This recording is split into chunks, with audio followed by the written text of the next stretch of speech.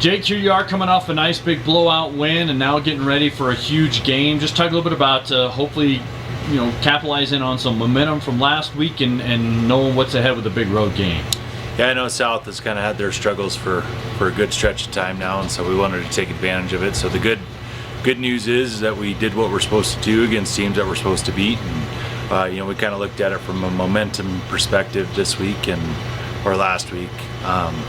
And just try to take what we could in that game, get on the board, get our guys healthy and off the field, and then try to find some momentum heading into this week. It is a big game for playoff positioning. Laramie hasn't had a lot of success against Thunder Basin, which, for lack of a better phrase, is not great to dwell on. But how does this team kind of turn the tables against Thunder? Yeah, I think there's been a lot of opportunities this year, specifically against some of those upper echelon teams, and just kind of how that looks as far as our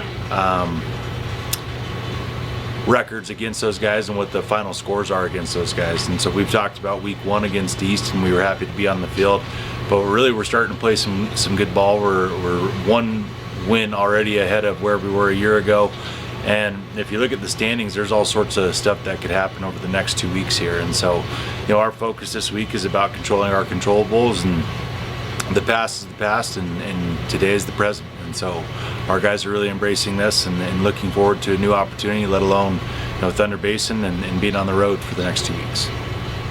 Give us a little scouting report on Thunder Basin and kind of what to expect in this matchup. Yeah, they've kind of been one of those teams. Actually, I would kind of compare them to ourselves, if I'm being honest. I think they've been in a lot of games, not a lot of huge blowouts for sure. They have the #1 passing attack in the state, but defensively they seem to be giving up the most yards in the state. And so, they got the Hadley Hudson kid. He's a good athlete. Not only is he can run, he certainly has a good arm, and he has some good receivers to go to.